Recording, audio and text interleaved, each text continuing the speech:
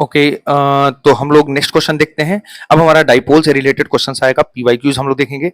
अच्छा, यहाँ पे हमें थोड़ा सा ध्यान रखना होगा कि जो यहाँ डेरिवेशन आते हैं, ठीक है, डेरिवेशन किसके लिए आते हैं? इलेक्ट्रिक डाइपोल के लिए, डाइपोल मोमेंट हमें फाइंड आउट करना होता है। Electric field, electric dipole topic की बात कर रहा हूं, उसमें हमें फाइंड आउट करना होता है electric field at N axial point. Axial point पे इलेक्ट्रिक फील्ड फाइंड आउट करना होता है, उसका डेरिवेशन आता है।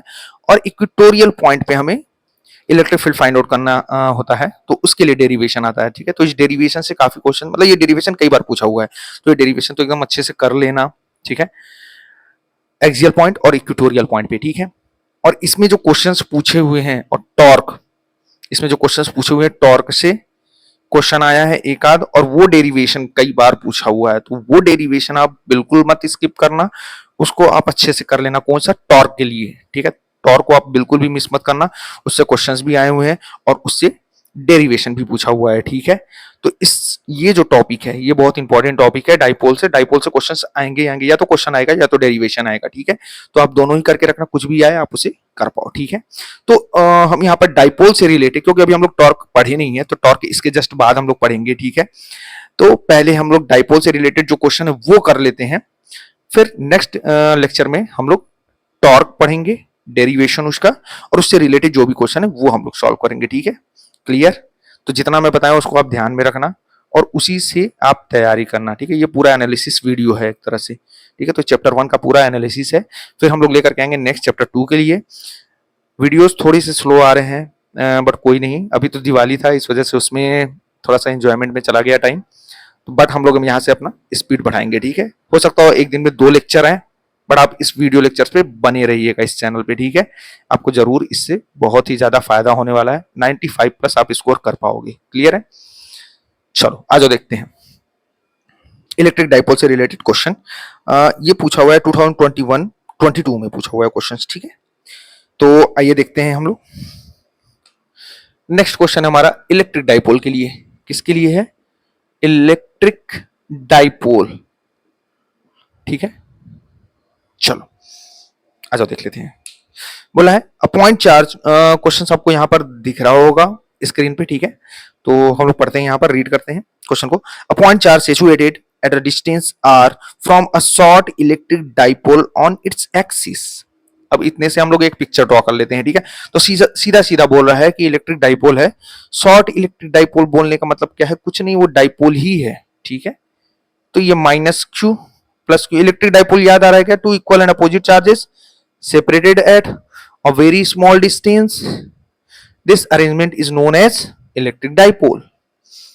Two equal and opposite charges separated at a very small distance, इसी अरेंजमेंट को हम लोग क्या बोलते हैं? Electric dipole. और ये क्या है? Axis of dipole. क्लियर है?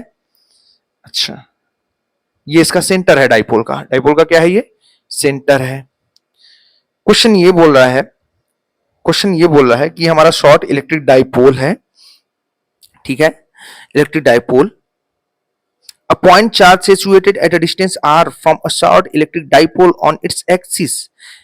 ठीक है, एक्सपीरियंस अ फोर्स F बोल रहा है कि इस शॉर्ट इलेक्ट्रिक डाइपोल के एक्सिस पे हम लोग एक चार्ज प्लेस कर रहे हैं, इसको हम लोग Q नॉट ले लेते हैं, इसको थोड़ा सा डिफरेंट कलर कर देते हैं। ठीक है, हाँ, ये हम लोग Q नॉट चार्ज ले रहे हैं।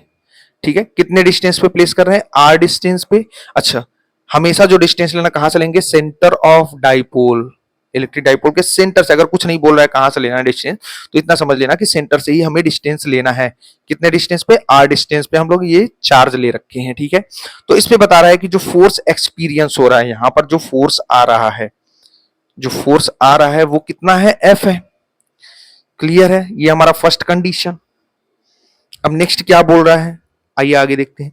If the distance of the charge is 2r, the force on the charge will be, यानी कि डिस्टेंस को 2r कर दिया जाए, ये जो सेंटर से डिस्टेंस है r, इसको डबल कर दिया जाए, इसके एक्सिस पे ही यहां पे हम लोग इस q नॉट चार्ज को रख दें। समझ में आ रहा है कि नहीं? और ये जो डिस्टेंस हो जाए वो कितना हो जाए? 2r। तो इस कंडीशन में हमें बताना है कि ये जो हमारा फोर्स होगा वो कितना होगा? F डैश मान लेते हैं, ये कितना होगा फोर्स। ठीक है, तो इसे हम लोग कैलकुलेट कर लेते हैं। कैसे कैलकुलेट करेंगे? आइए कैलकुलेट करते हैं। तो ये हमारा फर्स्ट कंडीशन हो गया। अच्छा, इसके लिए नया डायग्राम बना ले क्या? आ जाइए, नया डायग्राम बना लेते हैं। ठीक है, न्यू डायग्राम हम लोग यहाँ पर बना लेते हैं ताकि हमें और अच्छे से क्लियर हो जाए। देखो, सेकंड कंडीशन हमें बोल रहा है, ये फर्स्ट कंडीशन हो गया, ये सेकंड कंडीशन। सेकंड कंडीशन बोल रहा है कि ये minus Q charge plus Q charge, ये हमारा डाइपोल है। ठीक है, डाइपोल को बस याद रखो, two equal and opposite charges separated at a very small distance, उसे ही हम लोग बोलते हैं इलेक्ट्रिक डाइपोल। ठीक है, चलो ये एक्सिस हो गया, ये हो गया हमारा सेकंड कंडीशन। ठीक है, ये सेंटर ऑफ डाइपोल। अब ये बोल रहा है कि सेंटर से वही डिस्टेंस कितना रख दिया, 2r, ये जो r है उसको डबल कर दिया, 2r कर दिया। यहाँ पे हम लोग चार्ज को रख रहे हैं, ये 2r डिस्टेंस है। ठीक है, यहाँ पर जो फोर्स आएगा एफ डैश, अब ये एफ डैश कितना होगा ये हमें बताना है। तो पहले तो ये एफ कैलकुलेट कर लो यहाँ पर, फिर यहाँ एफ डैश कैलकुलेट करेंगे, दोनों को कंपेयर करके हम लोग सॉल्व करेंगे। ठीक है, तो पहले एफ कैलकुलेट कर लेते हैं। एफ यहाँ पर क्या होगा? अच्छा, यहाँ पर इलेक्ट्रिक फील्ड कितना होगा वो तो हमें पता है, एक्सियल पॉइंट पे इलेक्ट्रिक फील्ड हमें पता है कितना होता है, 2kp divide by r cube होता है कि नहीं? है कि नहीं? यानी कि इस पॉइंट पर जो हमारा इलेक्ट्रिक फील्ड है, वो कितना है? 2kp by r cube. ठीक है, मैग्नीट्यूड की बात हो रही है, मैग्नीट्यूड की बात कर रहे हैं हम लोग। ठीक है, वो कितनी है? 2kp by r cube. अच्छा, यहां पर फोर्स कितना होगा? फोर्स कितना हो जाएगा? फोर्स हमें पता है F equal to Q into E होता है, यानी कि क्यू नॉट इंटू ई। तो क्यू नॉट इंटू ई, बस इससे क्या करेंगे, यहाँ पर वैल्यू पुट कर देंगे। ई की वैल्यू ये है, उसको यहाँ पे पुट कर देंगे, ये आ जाएगा हमारा फोर्स। कितना हो जाएगा? देखो, 2kp divide by r cube into q naught, ये हो गया हमारा फोर्स इस कंडीशन के लिए। कंडीशन 2 के लिए हमारा फोर्स कितना हो जाएगा? आइए, तो पहले यहां पर इलेक्ट्रिक फील्ड ई डैश, ई डैश कैलकुलेट कर लेते हैं। ई डैश कितना होगा? वही एक्सियल पॉइंट है, तो 2kp divide by r cube, यानी कि 2r का क्यूब।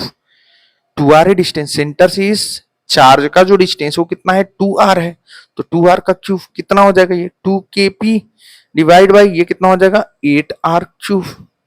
इसको कैंसिल नहीं करेंगे, ठीक है, क्योंकि यहाँ पे देखो 2kp बाई आर क्यूब है। ठीक है, तो उसी फॉर्म में इसको रखेंगे, 2kp बाई आर क्यूब के ई को। ठीक है, अच्छा, फोर्स हम लोग निकाल लेते हैं। F dash equal to q naught into E dash. चलो वैल्यू पुट कर, ई डैश की वैल्यू कितनी है? 2kp divide by 8r cube, है कि नहीं? और इंटू क्यू नॉट, ये आ गया हमारा एफ डैश। ये हो गया इक्वेशन 1, ये हो गया इक्वेशन 2। दोनों के लिए फोर्स कैलकुलेट कर लिया, दोनों को डिवाइड कर देते हैं, यहां पे कर देते हैं 1 डिवाइड बाई 2। चलो 1 डिवाइड बाई 2 करेंगे, 1 डिवाइड बाई 2 यानी कि f divide by F dash कितना है हमारा? Two k p q naught divide by r cube, ये हो गया हमारा f। एफ डैश कितना है? एफ डैश की वैल्यू है हमारी 2kp divide by 8r cube into q not. जो कैंसिल हो रहा है उसको कैंसिल कर देते हैं, देखो 2kp क्यू नॉट ये कैंसिल हो गया, आर क्यूब से आर क्यूब ये ऊपर चला जाएगा, तो f by F dash is equal to 8 आ गया, या f dash is equal to f by 8। ये हो गया हमारा आंसर, ये हो गया हमारा क्या? आंसर। अब देख लो कौन सा ऑप्शन हमारा राइट आंसर है। Option number B, option number B is the right answer. देखा ना? हम लोग इसको किस तरह सॉल्व करेंगे? हम लोग इसी तरह से इसको सॉल्व करेंगे। क्लियर है? चलो ठीक है। हेलो स्टूडेंट, आज हम लोग देखने वाले हैं सबसे इंपॉर्टेंट डेरिवेशन। इलेक्ट्रिक डाइपोल को अब हम लोग प्लेस करेंगे यूनिफॉर्म इलेक्ट्रिक फील्ड में, तो उस पे आएगा टॉर्क। ठीक है, कितना टॉर्क आ रहा है वो हम लोग देखने वाले हैं। ठीक है, ये डेरिवेशन सबसे इंपॉर्टेंट है और इस पे कुछ न्यूमेरिकल्स भी आ रहा है और ये डेरिवेशन कई बार पूछ चुका है। ठीक है, तो सबसे पहले ये डेरिवेशन देख लेते हैं, फिर इससे रिलेटेड जो न्यूमेरिकल्स हैं उनको हम लोग देख लेते हैं। ठीक है, ओके, तो आइए देखते हैं। Electric dipole placed in a uniform electric field, तो उसका डेरिवेशन हम लोग देखने वाले हैं। Electric dipole placed in a uniform electric field. ठीक है, electric dipole placed in a uniform electric field. तो आ जाओ देखते हैं ये डेरिवेशन। तो सबसे पहले हम लोग बनाते हैं यूनिफॉर्म इलेक्ट्रिक फील्ड। ये हमारा uniform electric field, straight parallel equispaced electric field line represents uniform electric field. ठीक है, तो ये है हमारा यूनिफॉर्म इलेक्ट्रिक फील्ड। इसमें हम लोग प्लेस करेंगे एक डाइपोल। ठीक है, डाइपोल क्या होता है? Two equal and opposite charges separated at a very small distance is known as dipole. तो यहां पे मान लेते हैं निगेटिव चार्ज है और ये हमारा प्लस क्यू चार्ज। ठीक है, ये हमारा प्लेस्ड है डाइपोल, ये सेंटर ऑफ डाइपोल है। अच्छा, डाइपोल के सेंटर से इस चार्ज का जो डिस्टेंस होता है वो कितना होता है? a, और इस चार्ज का डिस्टेंस a, 2a डिस्टेंस होता है कि नहीं टोटल। ठीक है, ये हमारा एक्सिस ऑफ रोटेशन, इसके अबाउट ये रोटेट करेगा। किस तरह से रोटेट कर रहा है और देख लेते हैं। इलेक्ट्रिक फील्ड इंटेंसिटी है E। ठीक है, ये हमारा पॉजिटिव चार्ज है, इस पे फोर्स आएगा किस डायरेक्शन में? अच्छा, ये हमें डाइपोल दिख रहा है कि नहीं? Two equal and opposite charges separated at a very small distance, उसे ही डाइपोल बोलते हैं। डाइपोल उठा करके ऐसे प्लेस कर दिया। ठीक है, ये हमारा डाइपोल है, इलेक्ट्रिक डाइपोल। अच्छा, डाइपोल मूवमेंट का डायरेक्शन यानी कि वेक्टर पी का डायरेक्शन क्या होगा? निगेटिव से पॉजिटिव की तरफ, इस डायरेक्शन में होगा। ठीक है, तो ये हमारा डाइपोल मूवमेंट का डायरेक्शन क्लियर है। इलेक्ट्रिक फील्ड का डायरेक्शन ये है। दोनों के बीच एंगल हम लोग मान करके चल रहे कितना है? थीटा। आ जाओ, ये पॉजिटिव चार्ज है, इस पे फोर्स का डायरेक्शन क्या होगा? इलेक्ट्रिक फील्ड के ही डायरेक्शन में आएगा। इस डायरेक्शन में आएगा हमारा फोर्स, और कितना आएगा? Q इंटू ई के बराबर। क्लियर है। अच्छा, निगेटिव चार्ज पे फोर्स का डायरेक्शन क्या होगा? इलेक्ट्रिक फील्ड के अपोजिट डायरेक्शन में। इलेक्ट्रिक फील्ड का डायरेक्शन ये है, तो इसके अपोजिट डायरेक्शन में, इस डायरेक्शन में आएगा फोर्स, और ये भी कितना होगा? Q इंटू ई, क्योंकि चार्ज कितना है? Q है, इलेक्ट्रिक फील्ड इंटेंसिटी E है, तो फोर्स आएगा Q इंटू ई। क्लियर है। अच्छा, इस फोर्स की वजह से और इस यहाँ पे क्या हो रहा है? कपल ऑफ फोर्सेस लग रहे हैं कि नहीं? ये फोर्स इधर लग रहा है, ये फोर्स इधर, तो इसको क्या करेगा? रोटेट करेगा। ये देखो, ये ऐसे रोटेट करेगा इसको। ठीक है, तो रोटेशन की वजह से यहां पर क्या आएगा? टॉर्क। इसको हम लोग टाउ 1 लिख रहे हैं। इसकी वजह से, इस फोर्स की वजह से यहां पे आएगा टॉर्क, टाउ 2 लिख रहे हैं इसे। ठीक है, यहां तक क्लियर है। चलो, अब यहां पर हम लोग नेट टॉर्क कैलकुलेट करेंगे। एक और चीज की यहां पे जरूरत है। ये जो फोर्स हमारा लग रहा है और ये एक्सिस ऑफ रोटेशन, ये एक्सिस ऑफ रोटेशन, इसी के अबाउट ये रोटेट होगा। तो इन दोनों के बीच जो परपेंडिकुलर डिस्टेंस है ये कितना होगा? ये होगा हमारा a साइन थीटा। ये कितना होगा? a sign theta. तो ये भी हमारा परपेंडिकुलर डिस्टेंस है। ये कितना होगा? ये भी हमारा क्या है? Perpendicular distance. ये भी होगा हमारा a साइन थीटा। यहां तक क्लियर है। चलो, क्यों बता रहा हूं ये परपेंडिकुलर डिस्टेंस? क्योंकि ये फोर्स इंटू परपेंडिकुलर डिस्टेंस वही होता है हमारा टॉर्क, टाउ 1 की value. Force into perpendicular distance वही होता है हमारा टॉर्क 2। ठीक है, वही हमारा टॉर्क 2 है। टॉर्क जो होता है, टॉर्क को अगर हम लोग देखें तो टॉर्क होता है फोर्स इंटू परपेंडिकुलर डिस्टेंस। किसके किसके बीच का perpendicular distance? Axis of rotation and line of action of force. ठीक है, distance between axis of rotation and line of action of force का जो लाइन ऑफ एक्शन है उसके बीच और एक्सिस ऑफ रोटेशन के बीच जो परपेंडिकुलर डिस्टेंस है, ये वाला distance, force into perpendicular distance, यही हमारा टॉर्क है। तो टाउ 1 हम लोग यहां से कैलकुलेट करेंगे। अच्छा, एक और चीज। अच्छा, यहां पर नेट फोर्स कितना है? अगर नेट फोर्स की बात करें तो नेट फोर्स कितना है? देखो, F इस डायरेक्शन में लग रहा है Q इंटू ई के बराबर। ये दूसरा फोर्स उसके अपोजिट डायरेक्शन में लग रहा है। लाइन ऑफ एक्शन सेम नहीं है, डिफरेंट है। ये देखो, इसका लाइन ऑफ एक्शन ये है, इस वाले फोर्स का लाइन ऑफ एक्शन ये है। क्लियर है कि नहीं? ठीक है, तो डिफरेंट है लेकिन डायरेक्शन क्या है? अपोजिट है। तो इस डाइपोल पे जो नेट फोर्स होगा वो कितना होगा? 0। नेट फोर्स 0 है लेकिन यहां पर टॉर्क आएगा। ठीक है, क्योंकि दोनों का लाइन ऑफ एक्शन डिफरेंट है इसलिए यहां पर टॉर्क आएगा। तो टॉर्क कितना आएगा वो हम लोग कैलकुलेट कर लेते हैं। चलो, तो टाउ 1 हम लोग कैलकुलेट करेंगे। टाउ 1 कितना होगा? टाउ 1 ये वाला टॉर्क किसकी वजह से आ रहा है? इस फोर्स की वजह से। फोर्स इंटू परपेंडिकुलर डिस्टेंस, तो फोर्स इंटू परपेंडिकुलर डिस्टेंस कितना है? a sine theta. a sine theta. Clear है। वैसे हम लोग टाउ 2 लिख सकते हैं, force into perpendicular distance a sine theta, a sine theta. A sine theta. अच्छा ये फोर्स कितना है, Q इंटू ई के बराबर है साइन थीटा। यहां पे फोर्स कितना है, Q into E A sine theta.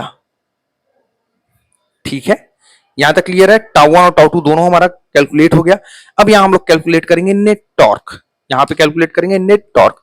देखो टाउ वन इधर लग रहा है, टाउ टू इधर लग रहा है, दोनों ही क्लॉकवाइज डायरेक्शन में है, तो इसलिए जो यहां पर नेट टॉर्क होगा, दोनों टॉर्क को हम लोग क्या कर दे, ऐड कर दे, tau one plus tau two. तो tau net equal to tau one कितना है हमारा, ये है Q E A sine theta, ये भी है Q E A sine theta. तो इसको हम लोग डायरेक्ट लिख दें क्या, two Q E A sine theta, नहीं लाओ लिख देते, Q E A sine theta हो गया टाउ वन, टाउ टू है Q E A sine theta, ये हो जाएगा two Q E A sine theta, दोनों को ऐड कर दिया, या Q into two A into E sine theta. Q into two A को हम लोग रिप्लेस कर सकते हैं किससे, डाइपोल मोमेंट से।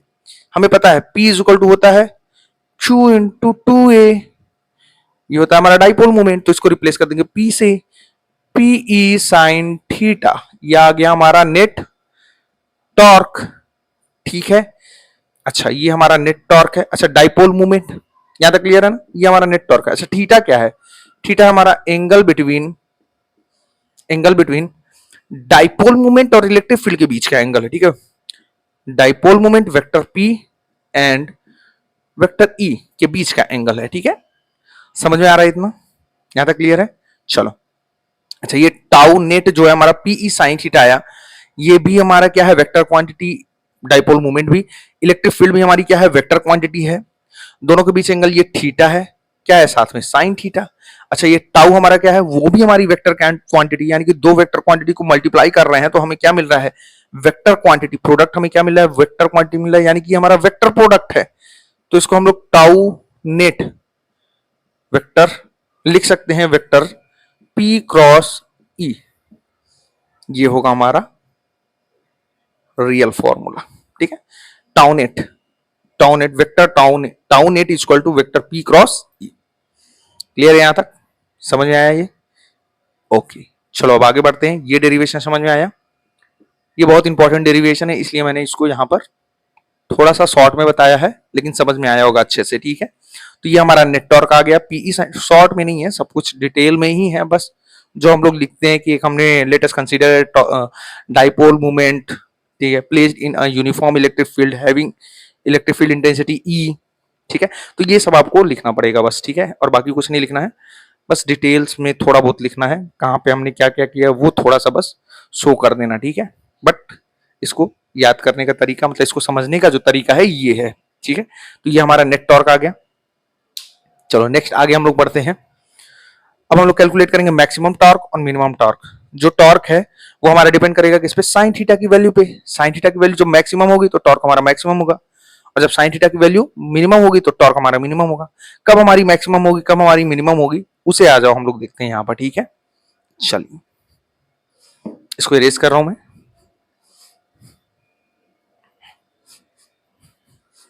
चलो ये सब इरेज कर दे रहा हूं।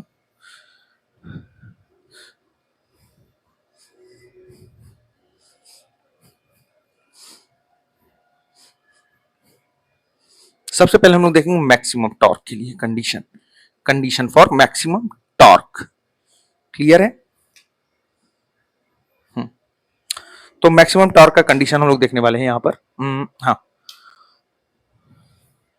तो यहां देखेंगे हम लोग मैक्सिमम टॉर्क का condition, case 1 for tau max, maximum torque के लिए। तो मैक्सिमम टॉर्क हमारा कब होगा, जब साइन थीटा हमारा क्या होगा, मैक्सिमम होगा। और साइन थीटा की मैक्सिमम वैल्यू कितनी होती है, मैक्सिमम वैल्यू क्या होती है, वो होती है 1। ठीक है, और 1 कब होगी, जब थीटा हमारा कितना होगा, 90 डिग्री होगा या फिर 270 डिग्री होगा। तो कितने एंगल पे हमारी साइन की वैल्यू 1 होती है, एक तो 90 डिग्री पे, दूसरा 270 डिग्री पे। क्लियर है, क्योंकि हमें टॉर्क का फॉर्मूला पता है, टॉर्क हम लोग कैलकुलेट कर चुके हैं, पीई साइन थीटा। क्लियर है, तो टॉर्क जो है डिपेंड करेगा किस पे, साइन थीटा की वैल्यू पे। तो मैक्सिमम कब होगा? जब थीटा हमारा 90 डिग्री होगा, 270 डिग्री होगा। यहाँ पे हम लोग डायग्राम बना लेते हैं दोनों के लिए।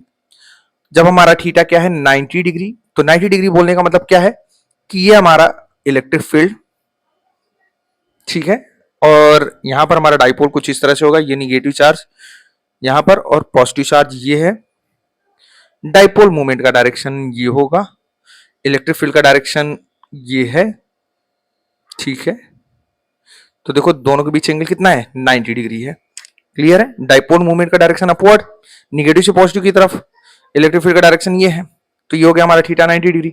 और थीटा 270 डिग्री बोलने का मतलब क्या है? ये देख लो, ये हमारा डाइपोल कुछ ऐसे था, तो ये 90, ये 180 और ये 270, यानी कि ये निगेटिव चार्ज अब यहां ऊपर आ जाएगा, ठीक है। तो देख लो 270 डिग्री के लिए डायग्राम कुछ इस तरह से होगा। यहां हो जाएगा हमारा negative charge minus q plus Q, dipole movement का डायरेक्शन कुछ ये होगा और इलेक्ट्रिक फील्ड का डायरेक्शन हमारा ये है। तो ये 90 प्लस ये 90 प्लस ये 90 हो गया 270 डिग्री। समझ आ रहा है कि नहीं? ऐसे गया 90 डिग्री, फिर ये 90, फिर ये 90, हो गया 270 डिग्री। क्लियर है? यहां तक समझ में आया? अब मिनिमम टॉर्क के बारे में हम लोग बात करेंगे। केस टू है हमारा मिनिमम टॉर्क, ठीक है। टाउ मिनिमम कब होगा? टाउ मिनिमम हमारा कब होगा? जब साइन थीटा की वैल्यू क्या होगी? मिनिमम। और मिनिमम कितनी होगी? जीरो। मिनिमम कितनी होगी? जीरो होगी। तो आ जाओ, देखो साइन की वैल्यू जीरो कब होती है? जब थीटा हमारा जीरो डिग्री हो या फिर 180 डिग्री हो, ठीक है। तो इस केस में हमारा जो होगा टाउ मिनिमम होगा। आ जाओ देख लेते हैं, आ जाओ देख लेते हैं इसका डायग्राम कैसे बनेगा जब थीटा हमारा 0 डिग्री है, ठीक है। इसे ही हम लोग बोलते हैं स्टेबल इक्विलिब्रियम का कंडीशन। स्टेबल इक्विलिब्रियम, क्यों इसको स्टेबल इक्विलिब्रियम बोलते हैं? आ जाओ देख लेते हैं। तो डायग्राम हमारा बनेगा कुछ इस तरह से। ये है हमारा इलेक्ट्रिक फील्ड का डायरेक्शन, इलेक्ट्रिक फील्ड का डायरेक्शन। थीटा 0 डिग्री बोलने का मतलब क्या है? डाइपोल मूवमेंट और इलेक्ट्रिक फील्ड दोनों के बीच एंगल क्या है? हमारा 0 डिग्री है, ठीक है। तो आज बना लेते हैं यहां पर, यानी कि डाइपोल मूवमेंट का डायरेक्शन हमारा ये होगा, ये डाइपोल मूवमेंट का। अगर डाइपोल मूवमेंट का डायरेक्शन इलेक्ट्रिक फील्ड के ही डायरेक्शन में है तो ये हमारा होगा निगेटिव चार्ज और ये होगा हमारा पॉजिटिव चार्ज। क्लियर है? तो इलेक्ट्रिक फील्ड और डाइपोल मूवमेंट दोनों का डायरेक्शन सेम है, थीटा 0 डिग्री है।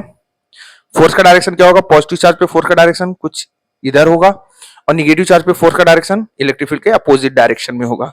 पॉजिटिव चार्ज पे सेम डायरेक्शन में होगा फोर्स इलेक्ट्रिक फील्ड के ही, और निगेटिव चार्ज पे फोर्स का डायरेक्शन अपोजिट डायरेक्शन में होगा इलेक्ट्रिक फील्ड के, ठीक है। यहां तक ये हमारा होगा स्टेबल इक्विलिब्रियम का कंडीशन।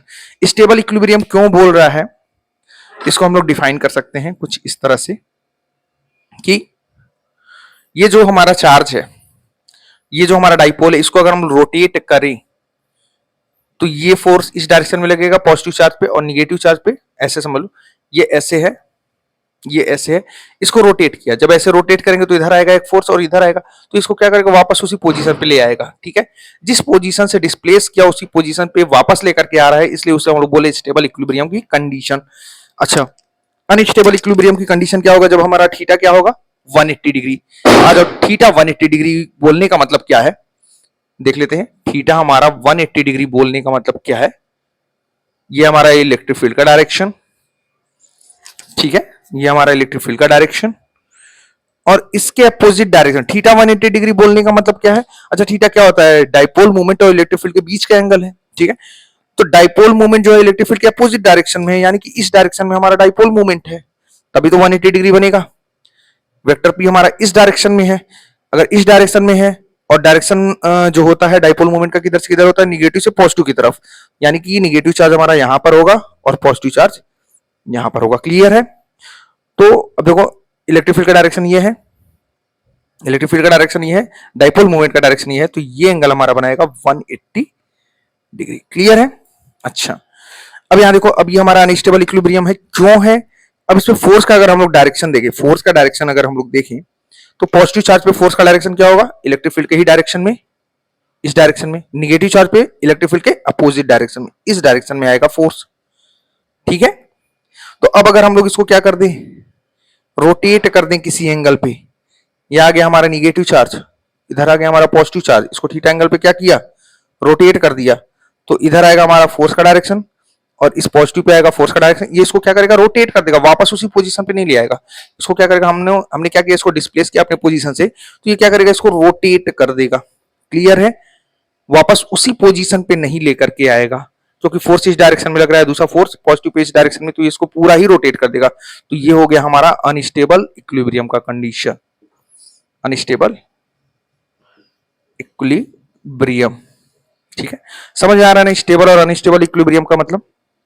स्टेबल में क्या हो रहा था, जब हम इसको अपने पोजीशन से क्या कर रहे थे, रोटेट कर रहे थे, ये पॉजिटिव क्यू, ये माइनस क्यू, प्लस क्यू पे फोर्स इस डायरेक्शन में, माइनस क्यू पे फोर्स इस डायरेक्शन में, तो ये इसको क्या करेगा, वापस उसी पोजीशन पे ले आएगा। हम इसको रोटेट कर रहे हैं थीटा एंगल पे, ऐसे रोटेट कर दिया, छोड़ दिया, तो वापस अपने पोजीशन पे आ जाएगा। यहां पर क्या कर रहे हैं, जब इसको रोटेट कर रहे हैं तो ये वापस अपने पोजीशन में नहीं आएगा, क्योंकि फोर्स इधर लग रहा है और एक फोर्स इधर लग रहा है, और जब ऐसे फोर्स लगेगा इधर तो इसको रोटेट कर देगा, ऐसे वापस ऐसे पोजीशन में नहीं लाएगा, ऐसे रोटेट कर देगा। ठीक है, तो इसलिए ये हमारा अनस्टेबल इक्विलिब्रियम का कंडीशन है और ये हमारा स्टेबल इक्विलिब्रियम का कंडीशन है। क्लियर है, केस 1 और केस 2 हम लोग यहां पर देख चुके हैं, मैक्सिमम टॉर्क का केस और मिनिमम टॉर्क का केस। अच्छा, मैक्सिमम वैल्यू कितनी है टॉर्क की, जब थीटा हमारा क्या है, जब हमारी साइन थीटा की वैल्यू 1 होगी, मैक्सिमम होगी यानी कि 1, तो हमारा मैक्सिमम टॉर्क होगा P इंटू ई, ये होगा हमारा मैक्सिमम टॉर्क, जो होगा हमारा मैक्सिमम टॉर्क। क्लियर है। अच्छा, मिनिमम टॉर्क हमारा कितना होगा, जब थीटा हमारा 0 डिग्री होगा तो टाउ मिनिमम जो होगा वो हमारा कितना होगा, 0, साइन 0 की वैल्यू 0, तो पूरा टर्म क्या हो जाएगा, 0। क्लियर है, यहां तक समझ में आया। चलो।